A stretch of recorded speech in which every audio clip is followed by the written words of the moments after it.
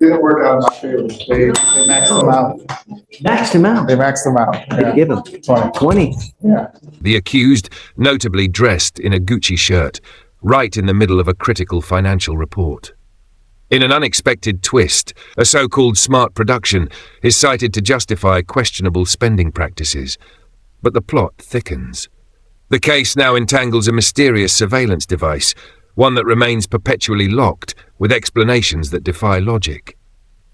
Beneath the surface lies a troubling truth, obscured by flamboyant appearances and a report riddled with attitude rather than answers.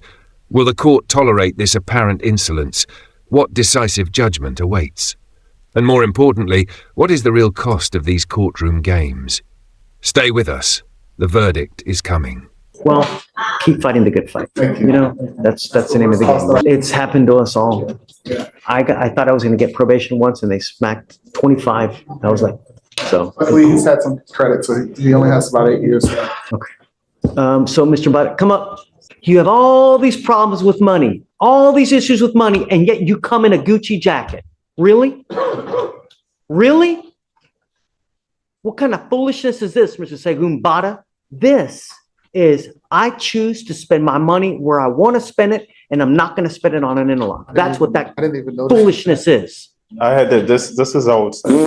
Everything you tell me goes in one ear, goes out the other ear. Perception is reality, Segumbada. Okay?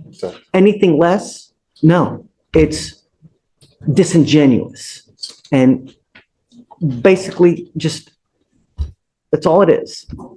Disingenuity. So the deal is this, is that you have a very great program where you have the opportunity to get this thing dismissed, and you continue to play games. Is your device in lockout now? My device. It's a yes or it's a no? It's been locked out since last week because it cut down my battery. No, it's lockout because of one reason, and that's because of money. That's the only reason that what we know of it's in lockout. We called, we checked before you even got here. So we know you're $800 in arrears, and that's why you're in lockout. The only way for you to do it is to get back into good graces with them with either a payment plan or you pay it in full. So this is what we're going to do. I'm not going to play this game anymore. I'm sorry, sir. I wasn't locked out because of payments. I had a payment plan with them for $120 every month. It was just my probation fee.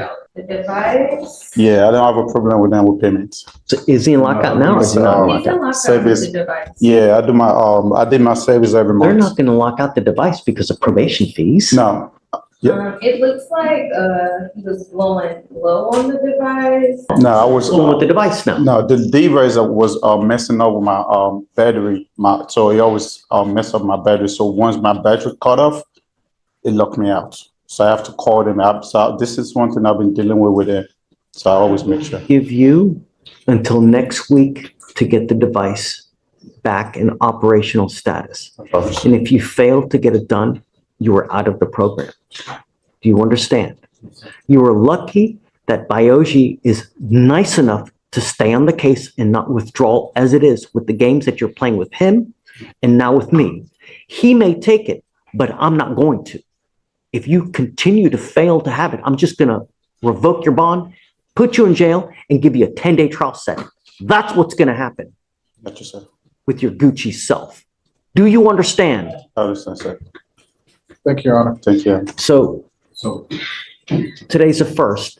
He has until the 8th to get the device in. Just to be clear, is it that if he pays the back fees that he can be released from the program? Is that what's keeping him? No. So what happens is if he gets the device back in from lockout, they want to extend it for 3 months to ensure that he is good because he's been in lockout for all that time. Okay, so he needs to have a good 3 months of no issues. If you get it operational within the week, we will extend you for 3 months, but I'm going to put you on notice now.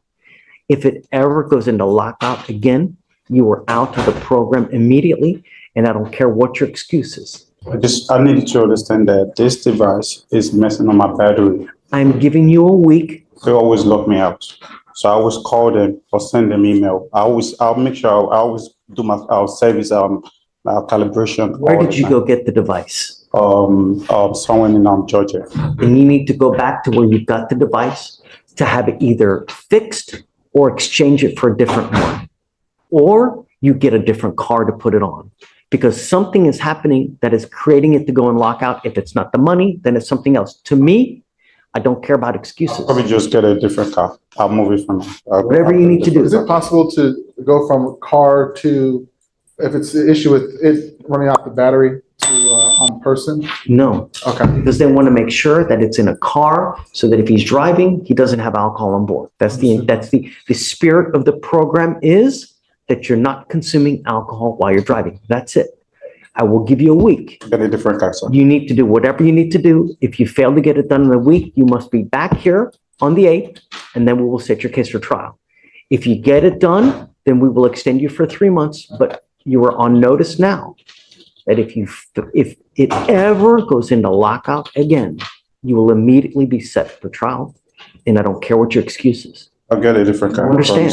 I promise, sir. So don't wait until Thursday to go try to make everything work. Monday morning, I would immediately go to where you got it to do whatever you need to do to get it fixed. Do you understand? I'm gonna get a different car and put it Whatever you do doesn't matter to me, Mr. Mata. It doesn't matter. Just do what you need to do to get it working. And then what we'll do is we'll roll this case to Friday, come back.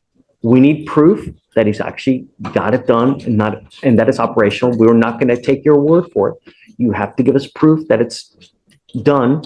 Then we get a 3-month extension and we'll go from there. Thank you, Your Honor. Thank you, Your Honor. Thank you for being so humble in allowing and staying on the case for him. Absolutely. Thank you, sir. He's my brother, same country. Thank you. Thank you, Your Honor. You are Frankie Farias. Mr. Farias, you're charged with 2 cases. You're charged with driving while intoxicated. You're also charged with assault of a family member. You're facing up to a year on the assault case and or a $4,000 fine. And on the DWI, you're facing up to 6 months in jail and or a $2,000 fine. What have you guys worked out? So for he's pleading time served on the DWI, 13 months deferred on the assault conditions. Frankie Faria now stands at the crossroads of 2 fatal charges: driving while intoxicated and domestic violence. With jail time looming and heavy fines on the table, the stakes have never been higher. In a stern warning, the judge outlines the lifelong consequences of these convictions, especially DWI and domestic violence. Gun rights revoked, repeat offences punished more severely, a future forever altered. But then, an unexpected turn. The plea, not guilty. The courtroom tightens, tension builds, and the spectre of an appeal suddenly casts its shadow over the proceedings. As anxiety mounts, the case enters a dramatic new phase. What fate awaits Faria if a deal isn't reached? What's hidden beneath the status of this report? Will justice be delivered? And why must this trial unfold the way it does? Stay tuned. The answers lie ahead. This is how you understand this agreement. I'm sorry. You have 2 agreements on both of your cases. On the DWI, they've offered you 3 days in jail, credit for the 5 days that you've done. But you need to understand that that charge will go on your record. It's going to be there for the rest of your life. From now on, you are facing a minimum of 30 days in jail. So this time served, it's a minimum of 30 days in jail. Anytime you get pulled over, an officer's going to look at your record, they're going to see this. What do you think they're going to do if you smell like alcohol or dope? I would never, even if you've had a sip of alcohol, I would not get into a car because it is a humongous risk. As far as the assault of a family member is concerned, you've worked out an agreement. They're offering you a 13-month deferred. Deferred is a type of probation that if you successfully complete it, you do not end up with a conviction on your record. You must understand, though, that this comes with an affirmative finding of family violence, meaning that if you ever pick up another one of these cases, even if you successfully complete the deferred, you will be looking at a 3rd-degree felony, a minimum of 2 years in prison, a maximum of 10 years in prison. You can also never own a gun or ammunition as well. You will be signing this other piece of paper here, which is a written admonition that you are ineligible to possess a firearm or ammunition as a result of this plea bargain agreement as well. What you need to understand, it's firearm is a very loose term. So you need to understand, if you don't understand what a firearm is or what a weapon is, you need to talk to a lawyer because that's one of the conditions. Do you understand? When you pick up criminal cases, there are a lot of collateral consequences, as you now see. It can impact you in ways that you never, ever see. That's why you need to strive to never pick up any kind of cases. And when you pick up multiple successive cases, it kills you.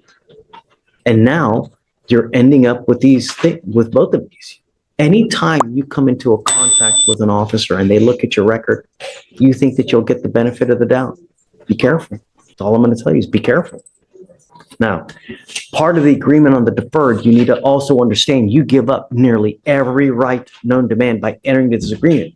If you fail to live up to the terms of this agreement, we will issue a warrant for your arrest, put you in jail, and now you're looking at an entire year that you authorize to put you in custody if you violate this. Do you understand? For you to complete this successfully, you have to do a batterers intervention prevention program, what's called a BIP class. This is a 15-week, I'm sorry, is it it's 18, right? 18-week class that you have to go to one time a week for 8. You don't have to do this. We can set your cases for trial if you don't want to do this. Well, look, if you have that kind of attitude and you go into it, Have attitude, Judge, is just, I mean, I understand, I messed up. I messed up. It's no one's fault but mine. I understand that, but y'all really treated me like I'm constantly getting in trouble for it. I'm not. I mean, I understand.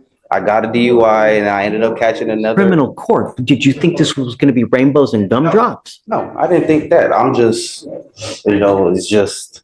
And here's the thing though, Mr. Faris, what you need to understand is if you think it was bad here, that's what you're saying to me now.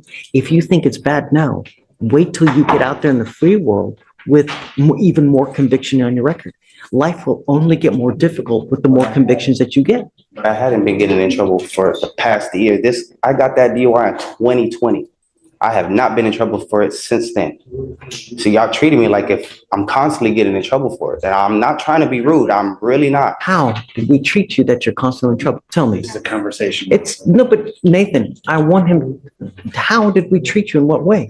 I mean, I'm not Tell saying me. y'all treating me in any way. It's just like the way you talk to me. I have like I'm just a hardened criminal. All I did was I was young. I made a mistake.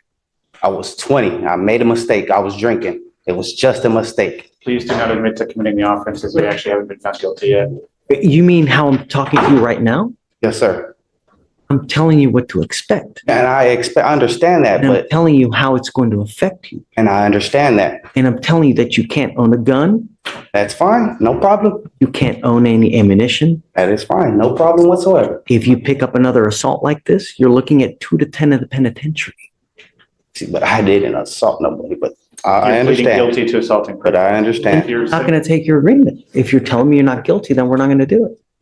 That's how this works. You're pleading guilty and admitting that you committed a crime. Okay. If you stand up here and say you didn't commit a crime, No, then you're not pleading this guilty. isn't like, it's not a game. And I'm not going to let you Understand that. plead guilty if you're not guilty. If you're not guilty, then let's try it. I'm not taking your plea of guilty if you're not guilty. That's it. At this point, I politely request that we reset this case, short distance, have the client's appearance be required. Well, hold on a second. How old is the case? I mean, the case is from 20, it's 510 days old? No. We set the case for trial today. That's it. And I'm not here to play games. If you're either guilty or you're not guilty, but we don't plead people guilty when they're not guilty. That's not a game that we play here. And understand, the way I talk to you now is in hopes that you don't pick anything up in the future, I because promise you, I haven't. do you know how many times I hear that? I'm pretty sure you hear it on an everyday basis. I'm Every- sure you do. Same. But I am one of those persons that means it when he says it. I'm going to hit the pause button. You pick up a case in 2020, and now you pick up a case in 2023. I'm going to hit the pause button here. What you're getting upset about is actually the language that the judge is required to say. He's not admonishing you about anything special about your case. He doesn't care anything about you, but what you're pleading guilty to No, carries you're- with it these consequences. I understand. If you plead guilty to an assault family violence, there's an affirmative finding of family violence, as was explained to you. A second offense is automatically a third-degree felony. Third-degree felony punishment range is 2 to 10. If it's a strangulation, it's now 2 to 20 because it's a second-degree felony. This is automatic, has nothing to do with you, only has to do with what you're pleading guilty to. The DWI is similar in concept. If you plead guilty to DWI today and get convicted, which is what you're planning on doing, the second one is automatically a Class A misdemeanor with a maximum punishment of a year in county or a $4,000 fine. That has nothing to do with the facts of your case and your level of guilt. It's just the fact that you are pleading guilty. At the same time, I don't like this conversation. We're walking away and we're going to have a later court date. So you go over here. So if you want to continue on the DWI and tee up the assault, we can do that as well. No, Judge.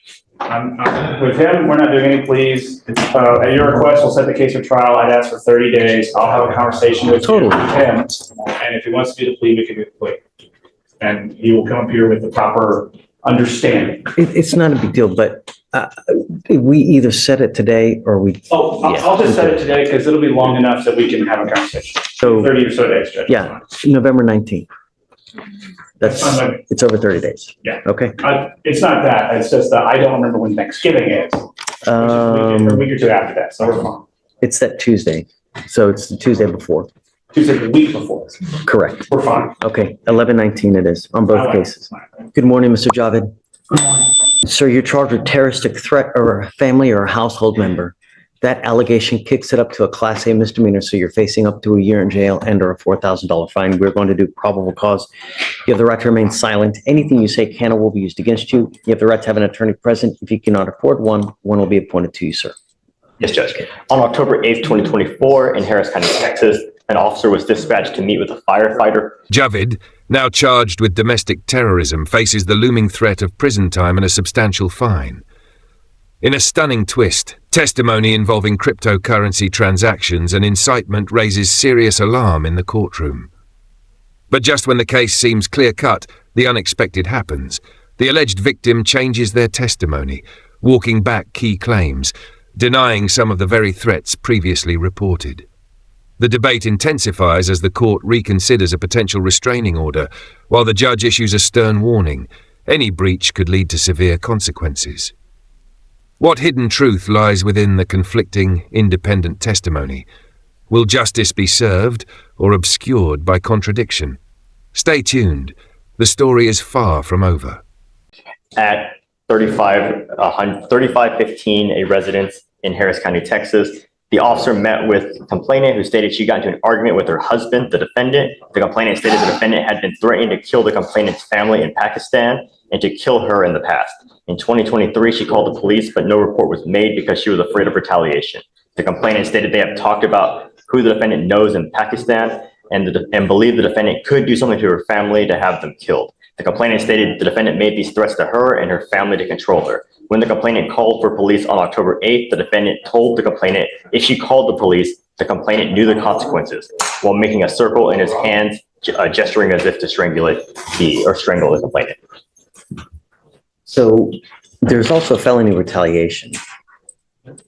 Yes, Your Honor. Is this within what you just said now, or is it something else that happened? Because I know it arises out of the same, but was there any more overt action that was done? Mr. Javed, I'm going to find that there's probable cause to go forward with your case. Tell me, are you a United States citizen? Yes, yes, sir. I'm ordering you as a condition of your bond not to have any contact with this complaining witness. Do you understand? Yes, sir. I'm entering in, or it looks like a protective order has already been issued on the 9th of this month. I would get to know it. If you do something to violate this protective order, the state can and will file additional charges as violation of protective order. And I'm telling you, that's one of the worst cases you can pick up. You violate conditions on a no contact order, I can hold you at zero bond, and I will do it in a second to protect every person of Harris County. Do you understand? Yes, sir. When I mean no contact, I mean no contact of any kind. Phone calls, text messages, social media, use of another person to relay any information. I'm also ordering you as a condition of your bond not to be in possession of weapons. Do you understand? Yes, sir. If you violate these conditions, I will revoke your bond. I'm going to put you in jail. You will not get any more PR bonds. And I'm telling you now, I'm going to make it high. So no contact of any kind. Your Honor, appears to be just the verbal threats. Okay, so can you file no contact and no weapons, please? Yes, Your Honor. For now, I'm gonna have you sign a reset with Victoria. After that, we'll have you take a seat in the jury box while we get your bond conditions. We'll have you sign the bond conditions, and then we'll have you wait for your lawyer, okay? Please. I truly appreciate your tenacity. I really do. But the allegations to me are serious. And guys, keep it down, please. And I don't know if I'm ready because I don't want something to happen. It's too soon. It's too fresh. I don't want something bad to happen. Is it possible for us to keep the address restriction and just do no threatening and harassing? That's what I mean. It's the same thing. It's the same thing. That's what, Because they have no contact at all if we do no threatening and harassing. They can still don't have communicate, but contact. That's the point, is I don't want you to have contact with her. The allegations are serious. You allegedly threatened to choke, you allegedly threatened to kill the family, do it overseas, and it's in a repeated fashion. she said today that that wasn't true. That's I don't not what know I was that. told on the recall, sorry, Okay, that's not what I okay. was told on the recall. She said that those statements were prior incidences where he had made those comments, and that the incident in question where he made the threat, the consequences of calling the police, she's claiming that he never made the gesture, but I don't have the body cams to watch it to see if that's actually what was said, which is why we're holding off on making a decision. So what is your position? Your position is to keep no contact? My position is no threatening or harassing. Based off of the complaint, it was very clear that she doesn't want the restrictions. And I think that they will contact each other anyway. So rather than setting the defendant up to violate his bond conditions. No. There's no setting anyone up. We're clear what the consequence is if you try to have contact with her. I don't want you to have contact her for the time being now. I want you to appreciate the fact that you're not to have contact with her, and I'm warning you, don't do it. There will be severe consequence if you try to have any contact with her, if you try to use anyone to relay any kind of messages. If I deem you a public danger, Mr. Javed, I'm telling you now, I'm going to revoke your bond and I'm going to make it very high. Perhaps in time, yes, but the allegations are there. I find them disturbing and I don't want you to have contact with her. I know that your lawyer has really worked hard for it, so don't blame her. It has nothing to do with her. It's all to do with me. And I'm ordering you now not to have any contact with her. Do you understand? Yes, sir. Don't blame her. If you want to blame anyone, you blame me. But for the time being, no means no. It doesn't mean maybe. It doesn't mean I've got kids. It doesn't mean I've got to get my car payment. It doesn't mean I got to get my house done. None of that makes a difference to me. My only concern is public safety. That's it. Do you understand? Yes. I'm not ready yet. The allegations to me are very troubling. And I get the fact that people try to either renounce, mitigate, recant, but I'm not ready yet. I'm just not. In time, perhaps, because, I'm always willing in time to, modify. It's just too soon for right now. Okay. Are there any kids in the relationship now? Good, wonderful. So there's just no reason for you to have contact with this person for now. There's no reason. Don't. Time heals all wounds and perhaps we can change it, but for the time being, no contact. Come back in a couple weeks and then we can redo it. And then I want you also to give you guys sufficient time to do a full rip, take time to do it the right way, not in a rush when you've got other, a gajillion things going on as well. And I appreciate you really coming down to help out as well, okay? Problem, and I'll make a So- note for Conrad to have a more in-depth discussion. The other thing is I'd like to talk to her as well, before, because I'd like to talk to her to tell her that, the ramifications, not to ever feel any type of fear. No one, absolutely no one should have to live in fear like that. It just doesn't matter. Imagine having to walk on eggshells because of the fear that if you make someone mad, they're going to explode. No one should have to live like that. So, and I'd like to impart that, that's it. All right. So, Mr. Turner, whatever reset you want, if you want to do a week, 2 weeks, whatever you'd like to do, I'm okay. I'm just not ready. And understand that just, I bet, that's probably not the same. Okay. All right. Thanks. All right. I'm making that note for Conrad now. Thank you. Hi, counsel. Coming up. Hey, of course.